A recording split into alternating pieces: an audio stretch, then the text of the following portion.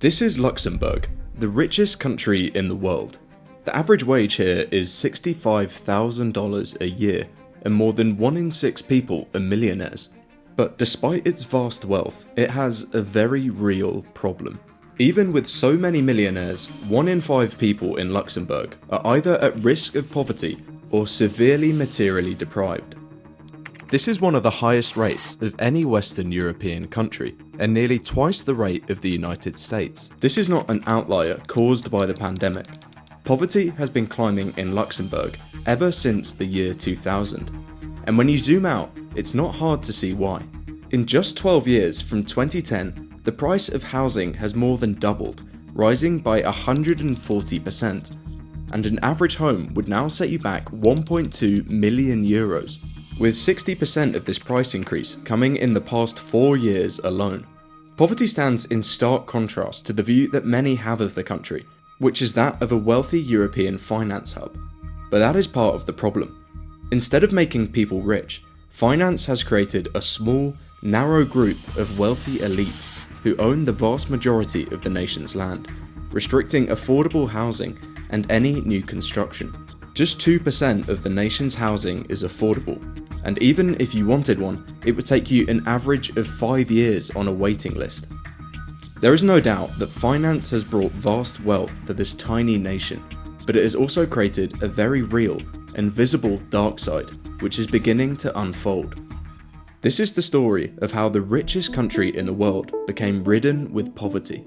To understand how a country as rich as Luxembourg finds itself in such a bad position, we need to go back in history. Even though it's a relatively small nation, things like poverty and housing haven't always been a concern. And despite what you may think, Luxembourg has not always been a nation of finance and banking. But the roots of the nation were actually built upon heavy industry, specifically steel. Across the 20th century, steel from Luxembourg was used to build famous buildings all over the world, especially in America. Iconic landmarks like the Empire State Building or Golden Gate Bridge both use steel from this tiny European nation. This was core to the economy, and at its peak in 1974, around 1 in 6 people were employed in the steel industry. For generations, families in Luxembourg depended upon these furnaces and towering mills, but change was coming. As the world economy opened up, steel became oversupplied and the price plummeted. In just 8 years, Luxembourg's steel production rates fell from full capacity to just 50%. Thousands lost their jobs, and towns once thriving with the clang of industry were left grappling with uncertainty. But just as Luxembourg was suffering, it was around this time that another industry began to take off. Being located in the heart of Western Europe, with low business tax rates and favourable laws around banking secrecy, Luxembourg was an ideal place for finance. While it started slow, with just 37 banks operating in the 1970s, over the next few decades, this number exploded. By 1996, this number had grown by over 700% to 223, as Luxembourg had positioned itself as a leading location for investment funds in Europe. This had a profound effect on the economy. Luxembourg was by no means a poor nation when it was making steel, but after switching to finance, things exploded. But while this is good for large banks, small and medium-sized businesses still struggle with high costs. That's where today's sponsor Odoo comes in. It's the ultimate all-in-one management software. Odoo enhances business management with a wide array of apps that you can easily streamline invoicing, accounting, sales, and much more. Typically, you'd need multiple apps to handle what Odoo does in one place. But my favourite part, Odoo's first application is free for life, with unlimited hosting and support. So let's make use of that to design a website of our own. First, select the website option. Click continue, and no banking details are needed to sign up, and they also offer a custom domain name for free for 1 year. I can set up the website in only 4 steps. Select the type of website, enter your field of activity, and click next. Select a colour palette, I'm going with this one, and add pages and features. This layout looks good, and now we can customize it to precisely how we want using the block system. Let's make a blog about the rise of poverty in Luxembourg. Gonna make a new post and really quickly update the cover here by adding a new photo and improving the title. Then I just need to drag and drop blocks like this, and it will match my current template. And if you're short of inspiration, they have AI integrated too.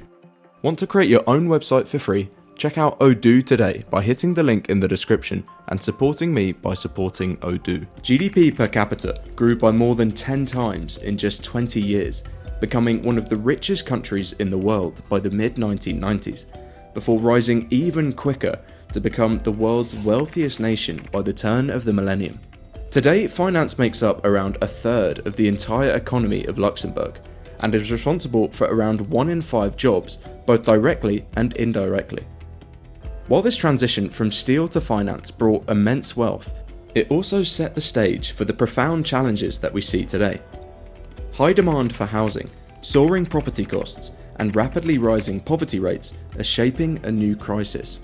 Strikingly high rates of poverty in the world's richest country are caused by one thing: an extremely high cost of living.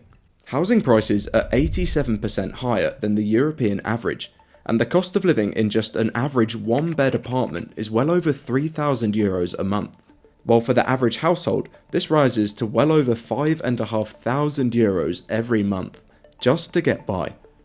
The number one reason given by people either living in poverty or feeling close to poverty in Luxembourg is housing.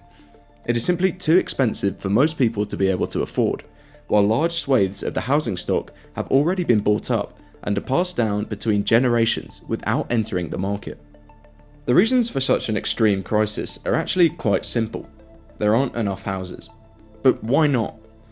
As Luxembourg emerged as a global finance hub, thousands of high-paying jobs were created in a relatively short period of time, and to meet the ever-growing number of vacancies, many of these companies had to look outside of Luxembourg's borders and attract people from across the EU and beyond. Since the 1970s, Luxembourg's population has nearly doubled, with the primary source of this being immigration from other EU nations. Whilst this was great for filling jobs and keeping the economy going, as more people arrived, the demand for housing far outpaced the existing supply. From 2007, the price of housing increased more than 2.5 times, peaking in 2022. And even though this has cooled down in the last couple years, they still remain absurdly high. Specifically, the biggest increase has come in the last 20 years, as more than 200,000 people have moved to the nation.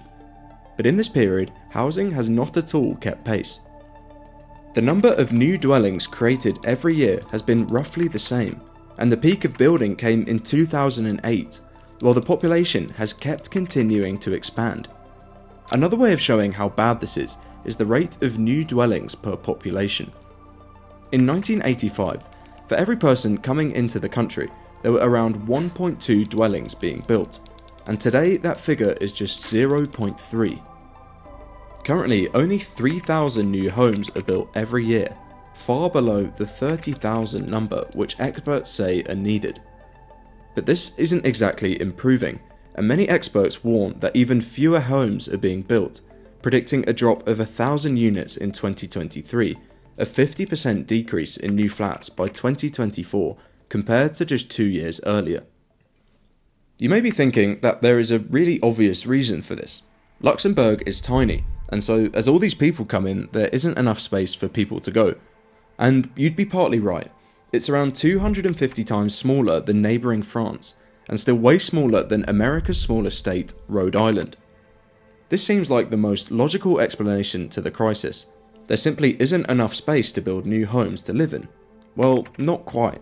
Despite what you may think, Luxembourg actually has a relatively low population density. In fact, it's actually half the rate of the UK's.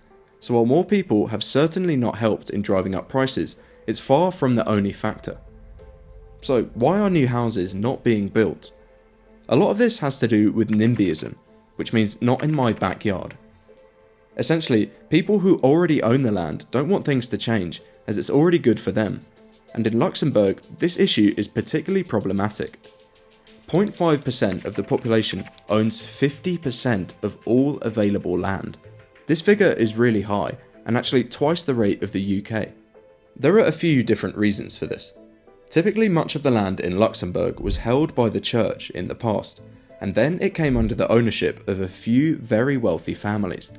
But unlike some Nordic nations or those in Central Europe, relatively few reforms were done to distribute this. And what makes much of this worse is that Luxembourg has very low property taxes.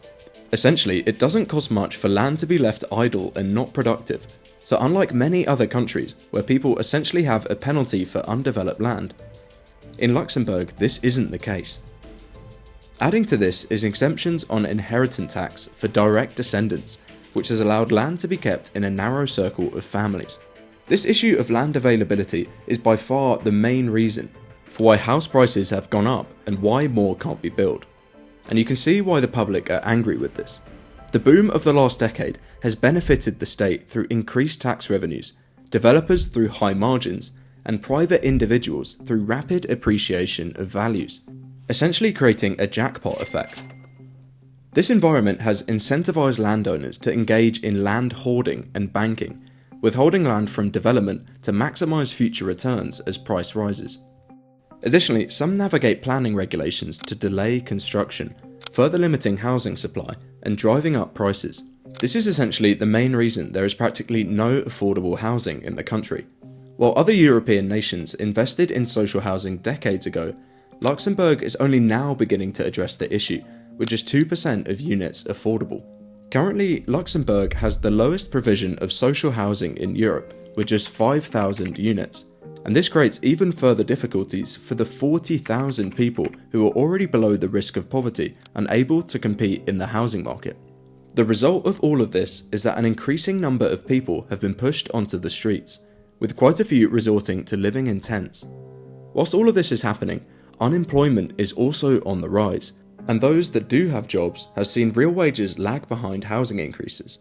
So why is this finance hub not creating sufficient employment for its citizens? A quick job search in the nation would show thousands of vacancies, but while new jobs are being created, they mostly benefit cross-border workers and highly skilled professionals, leaving many Luxembourgers behind. Young people, low-skilled workers, and non-EU migrants are the hardest hit. As Luxembourg's economy shifted towards finance and tech, many found themselves left out because they didn't have the right skills. This mismatch didn't happen overnight. For years, the focus has been on high-value industries, while traditional sectors and lower-skilled jobs faded. Even Luxembourg's education system, despite huge spending, often misses the mark, with many young people leaving school unprepared for today's job market. Multilingual requirements and challenges for non-native students only add to the problem. Meanwhile, Luxembourg's welfare system, while generous, sometimes makes it harder for people to get back to work. High taxes and limited incentives mean that many low-wage earners are simply better off staying unemployed, and this is especially true for young people and those with fewer qualifications, who find themselves stuck in what is known as an unemployment trap. Adding to this is of course cross-border workflows. Like we said, Luxembourg is really small, and quite often due to these skill matches, it can't fill the positions it needs from within its own borders. Unlike many other nations, this isn't as big a problem, as they can simply fill these positions from France or Germany without much cross-border red tape. Cross-border workers make up nearly half of Luxembourg's workforce, which is one of the highest proportions in the world. While many commute daily from neighbouring countries like France, Belgium or Germany, a significant number opt to rent part-time accommodations in the city, such as short-term apartments or shared housing, for convenience during the work week. But this doesn't do much to help, and further strains an already limited rental supply, particularly in urban areas where housing demand is highest. Landlords often cater to wealthier cross-border workers who can afford these higher rents, prioritising them over local residents, and this dynamic reduces the availability of affordable housing for local citizens. And even though many of these cross-border workers don't reside in Luxembourg, their daily presence drives demand for services like restaurants, retail and public infrastructure, encouraging businesses to locate closer to these workers. This increased activity inflates demand for both commercial and residential real estate, further tightening the housing market and pricing out local residents. So where does this leave Luxembourg? The country needs to rethink how it uses its land. Higher taxes on vacant land and penalties for sitting on undeveloped properties could push landowners to actually build homes instead of waiting for prices to go up. Setting bigger, bolder targets for social housing could also make a real difference, taking cues from places like Austria or the Netherlands, and working with neighbouring countries to ease cross-border pressures like building shared housing solutions. But here's the thing, these changes require strong political will and a willingness to challenge some really powerful interests, especially those in the wealthy elite. If Luxembourg doesn't act, the gap between its wealthiest and its most vulnerable will only grow, which could harm its reputation as a thriving, inclusive place to live. That said, Luxembourg has reinvented itself before, moving from steel to finance, and it certainly has the resources to do it again.